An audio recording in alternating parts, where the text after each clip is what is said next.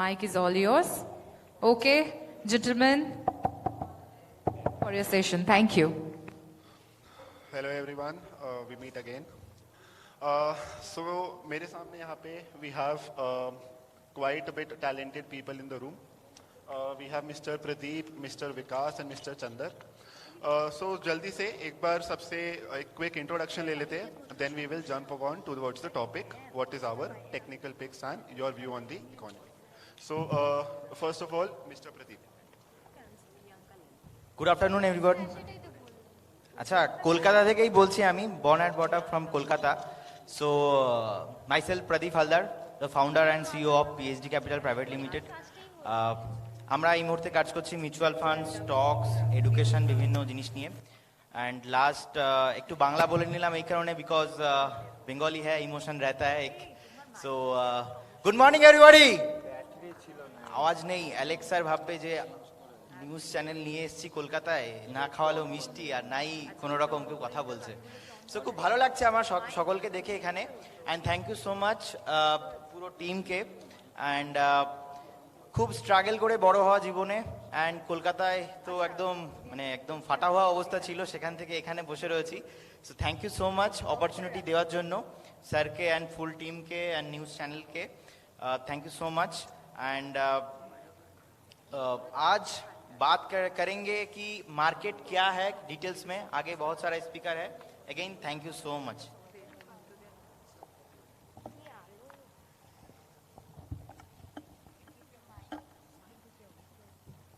Hello, good afternoon everybody. Born and brought up in Calcutta, आप में से काफ़ी जन मेरे को जानते भी हैं। Myself Vikas Bagadia, SEBI registered research analyst हूँ एंड इसके साथ साथ founder of chart and trade academy भी हूँ। तो बेसिकली जो है मेरा फिनेंशियल डोमेन में 17 साल हो गया है। इस फील्ड में 17 ईयर्स से कोलकाता में विभिन्न फिनेंशियल सेक्टर्स को मैंने देखा है, जॉब्स किया है। एंड इतना वास्ट एक्सपीरियंस हुआ तो ये समझ में आया कि इस फिनेंशियल मार्केट में अपॉर्चुनिटीज़ बहुत है एंड डेफिनेटली हम लोग इस पर भी बात करेंगे। तो थैंक यू वेरी मच। इतना मेरा ब्रीफ इंट्रोडक्शन था। Good morning Kolkata. Myself Chandar Surana, SEBI registered research analyst. I am a guest analyst at India News Business. अपने ऑप्शंस के बारे में बात करेंगे जो आज का सबसे बड़ा सेगमेंट है और उसको कैसे ट्रेड करके पैसे कमाए जा सकते हैं। सो स्टार्ट करते हैं मिस्टर प्रदीप से। प्रदीप जी, सबसे पहले मैं आपसे इकोनॉमी, इंडियन इकोनॉमी एंड इसके क्या ग्रोथ प्रोस्पेक्ट्स है, what is your view on the past data and past data को कैसे कोरिलेट करके आगे इन्वेस्टमेंट स्ट्रैटेजी बना सकते हैं, इस पे मैं आपका व्यू जानना चाहूँगा। Thank you.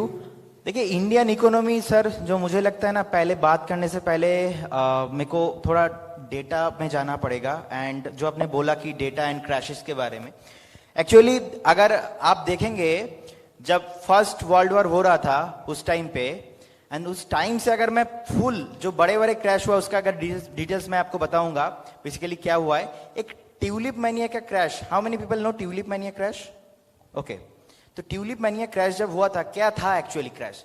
जब 1637 में जब हुआ था उसके आसपास, तो उस टाइम ने हमने देखा है कि एक जो फ्लावर है उसका प्राइस 2000, 3000 है, और अचानक एक महीने में क्या हो जाता है 20,000 के आसपास, 30,000 के आसपास प्राइस इंक्रीज हो जाता है। तो उसके बाद क्या देखा हमने, मार्केट में एक बूम आया था एंड उसके बाद वो बूम चला गया, क्रैश हो गया। जो एक बबल था, बबल बास्ट हो गया, उसके बाद नीचे आ गया मार्केट। उसके बाद जो फर्स्ट वर्ल्ड वॉर था, फर्स्ट वर्ल्ड वॉर के बाद 1921 में यूएस में नया प्रेसिडेंट हुआ। उसके बाद हमने देखा कि ऑलमोस्ट 7 से 8 साल मार्केट अच्छा परफॉर्म किया। उसके बाद 1929 the great depression in world जब हुआ, 10 साल मार्केट परफॉर्म ही नहीं किया। तो उसके बाद हमने क्या देखा, 10 साल मार्केट ने परफॉर्म नहीं किया। उसके बाद आजादी हुआ, सब कुछ धीरे धीरे चल रहा था, कभी कभी परफॉर्म करता था, कभी कभी परफॉर्म नहीं करता था मार्केट। जब हर्षद मेहता जी, द स्कैम 1992 सबने तो देखा ही होगा, तो हर्षद मेहता जी का जब एंट्री हुआ मार्केट में 1980 के आसपास, उसके बाद हमने देखा कि 1991 में इंडिया का हाईएस्ट टैक्स पेयर था हर्षद मेहता। 1992 में द हर्षद मेहता स्कैम सामने आया। उसके बाद मार्केट फिर से नीचे आया। तो हमने क्या देखा कि मार्केट फिर से नीचे आया। उसके बाद 2001 में जब .com बूम चल रहा था, मार्केट फिर से ऊपर गया, फिर से मार्केट नीचे आया। अभी टाइम भी नहीं है मेरे पास, नहीं तो मैं कुछ डेटा वगैरह फैक्ट दिखाता था। तो बेसिकली क्या हो रहा है, क्या हो रहा है, ये मार्केट कभी ऊपर कभी नीचे, अल्टीमेट मार्केट ऊपर ही जा रहा है। तो 2007 में उसके बाद जब फाइनेंशियल क्राइसिस आया था, लेमन एंड ब्रदर क्राइसिस, हम सभी लोग जानते हैं 2008 के आसपास जब हुआ, 2007 तक तो 2004-05 से ऑलमोस्ट बहुत ही अच्छा परफॉर्म किया मार्केट। तो उसके बाद हमने एक चीज देखा कि मार्केट में बहुत बड़ा क्रैश हुआ। सो अल्टीमेट डेटा क्या बोल रहा है? सो डेटा ही बोल रहा है मार्केट नीचे XYZ कुछ भी रीजन से चले जाए, मार्केट को ऊपर ही रहना है, चाहे वो यूपीए का गवर्नमेंट हो, मोदी जी हो, ममता जी हो, कोई भी हो, मार्केट को अल्टीमेट ऊपर ही जाना है। उसके बाद हमने नोटबंदी देखा, जीएसटी देखा, और आज तक मार्केट के हिस्ट्री में कोविड-19 2020 का क्रैश सबसे बड़ा क्रैश में से एक था। और कोविड में भी हमने देखा कि निफ्टी उस टाइम पे ट्रेड कर रहा था ऑलमोस्ट 12,000 के आसपास, 12,500 12,300 था। और उस टाइम पे भी बहुत लोग बोल रहे थे मार्केट तो ऊपर जाएगा, मार्केट ऊपर जाएगा। उसके बाद एक हफ्ते में क्या हो गया, तो मार्केट कहां से कहां आ गया था मार्केट। उसके बाद फिर से हमने देखा क्या, फिर से देखा एक साल मार्केट तो 2020 में मार्केट नेगेटिव रिटर्न नहीं दिया। 2020 में फरवरी से मार्च में अगर आप देखेंगे, उस टाइम पे ऑलमोस्ट 30-35% इंडेक्स गिर गया था, लेकिन उसी साल ऑलमोस्ट पॉजिटिव क्लोजिंग दिया है निफ्टी ने भी। तो उसके बाद एक साल थोड़ा परफॉर्म किया, 22 में भी 23 में भी अच्छा परफॉर्म किया, अभी 24 आ गए। तो इकोनॉमी सर यही है कि मेरा कॉन्सेप्ट है ये कि मैं ज्यादा डेटा फैक्ट तो देखता ही हूं, लेकिन उसके साथ साथ ना हमको जो रियलिटी है ग्राउंड पे कनेक्ट करना पड़ेगा। आज इंडिया ऐसा एक कंट्री है, मैं पॉलिटिकली कुछ नहीं बोल रहा हूं सर, लेकिन एक चीज क्या है, मैंने तो मेरा अभी करियर में मैंने नहीं देखा कि ऐसा दुनिया के सारा पीएम प्राइम मिनिस्टर सब आके इंडिया आ रहा है। अभी देश बदल रहा है। अभी सर संजय जी बोल रहे थे, सर बोल रहे थे कि डबल इंजन गवर्नमेंट। सो ये जो ग्रोथ है ना, ग्रोथ भी सस्टेन रहने वाला है। आई थिंक जैसे कि एक टाइम में जापान में हुआ था 10 इयर्स तक नॉन स्टॉप बुल रन, तो इंडिया में भी ऐसा ही होने वाला है। और डेटा तो नॉन स्टॉप ठीक है, अगर मैं डेटा के साथ बात करूंगा, क्या बोलता है, एक बात मैं हमेशा बोलता हूं कि धोखा दे जाएगा अपना बेटा, लेकिन धोखा नहीं देगा डेटा।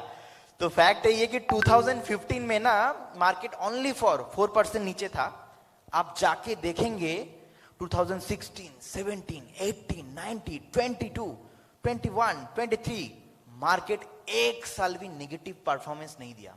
आप जाके डेटा जाके देख लीजिए, ईयर बेसिस पे, ईयर टू ईयर बेसिस पे। हो सकता है महीने पे 4% गिर गया हो, उसके बाद नेक्स्ट मंथ पे थोड़ा बहुत ऊपर आ गया हो, लेकिन मंथ टू मंथ आप देखेंगे तो ओनली फॉर 2015 साल आपको मिलेगा, ओनली फॉर 4.5% के आसपास डाउन है इंडेक्स।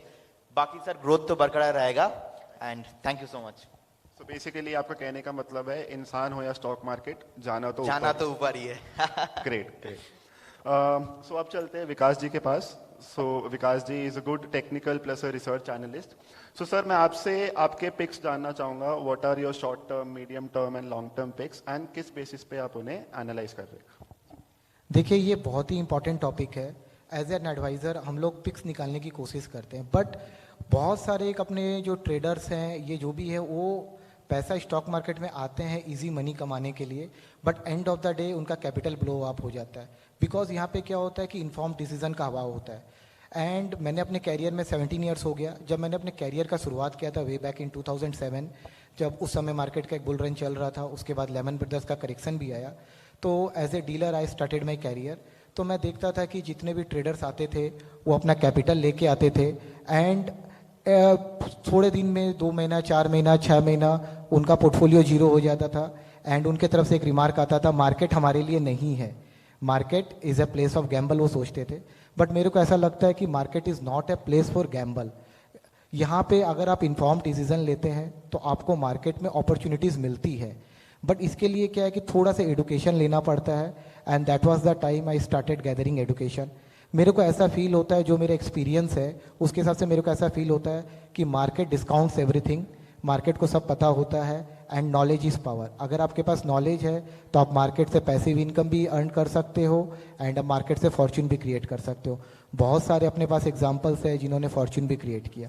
अभी जैसे देखिए ये जो बुल रन चल रहा है, सबको लग रहा है कि पीएसयू सेक्टर में बबल्स है, पीएसयू सेक्टर को जिसको कोई पूछता नहीं था, ये सारे चल रहे हैं। स्टॉक्स में देखोगे आप 10 टाइम्स 8 टाइम्स होते जा रहे हैं। तो what is the reason behind that?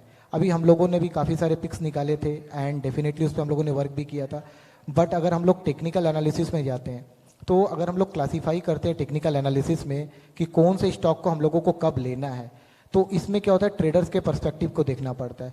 अगर मैं बात करूं इंट्राडे ट्रेडर के लिए, तो इंट्राडे ट्रेडर का chart patterns analysis, time frames, everything goes on a different trajectory. Swing traders के लिए अलग होता है एंड इन्वेस्टर के लिए अलग होता है। इन्वेस्टर क्या सोचता है कि ठीक है मैंने लेके रख दिया, पहले का जो हॉराइजन था कि मैंने HDFC बैंक ले लिया, रिलायंस ले लिया, ITC ले लिया एंड मैं 5 साल के बाद देखूंगा, 4 साल के बाद देखूंगा।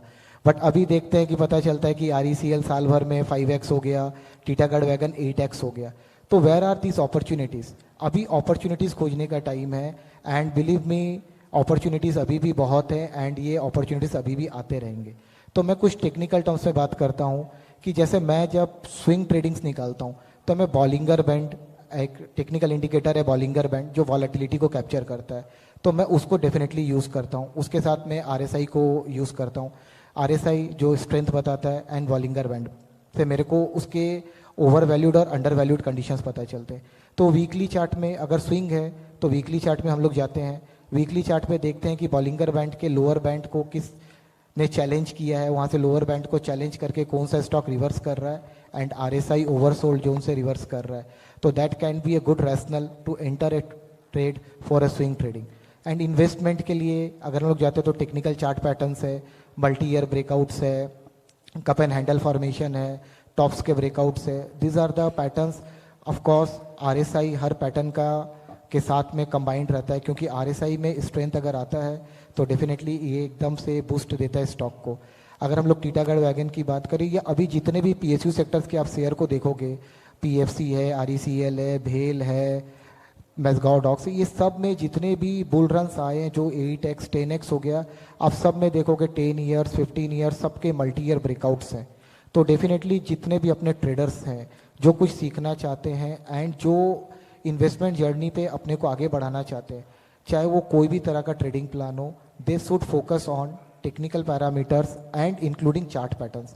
चार्ट पैटर्न्स यूज़ करिए, मल्टी ईयर ब्रेकआउट है, ट्रेंड लाइन सपोर्ट है, राइजिंग वेज है, ट्राइंगल पैटर्न्स है, ये सारी चीज़ें इजी टू अंडरस्टैंड है। आपको खाली थोड़ा सा ड्राइंग्स आना चाहिए एंड कैंडल्स को कनेक्ट करना आना चाहिए। ये सारी चीज़ों का फोकस करते हो तो एक इन्फॉर्म डिसीजन लेने पे आपको बहुत हेल्प मिलता है। एंड इसी के साथ देखिए ये तो एजुकेशन का पार्ट हो गया, आप लोग बोर भी हो रहे होंगे तो कुछ देखिए स्टॉक पिक्स मैं आपको बताता हूँ। जैसे मैंने अभी पिक करके रखा है national aluminium. National aluminium metal sector का शेयर है, अभी रिजल्ट्स भी बहुत अच्छे आए हैं। 133 से विद अ डिस्क्लेमर कि हमारे क्लाइंटों के पास भी है, तो 133 पे इसका मल्टी ईयर ब्रेकआउट हुआ। अभी जितने भी करेक्शंस आए PSUs में 140 148 के लेवल से आके ये वापस चला गया एंड न्यू 52 वीक हाइस को क्लॉक किया। तो metal sector can be A sector in the upcoming days. अभी देखिए PSU बैंक्स में पंजाब नेशनल बैंक जो कि बहुत ही अंडर वैल्यूड था, सारे बैंक्स ऊपर चले गए थे, बट पंजाब नेशनल बैंक अभी भी it is on the verge, अभी भी 100 के ऊपर इसने ब्रेकआउट दिया है एंड अभी भी ये रोबस्ट है आने वाले दिनों के लिए। You can keep an I on this stocks. तो हम लोग स्टॉक पिक्स को ऐसे ही करते हैं, वीकली चार्ट्स मंथली चार्ट्स के कॉम्बिनेशंस को लेते हैं स्विंग ट्रेडिंग के लिए एंड इन्वेस्टमेंट्स के लिए। Thank you very much.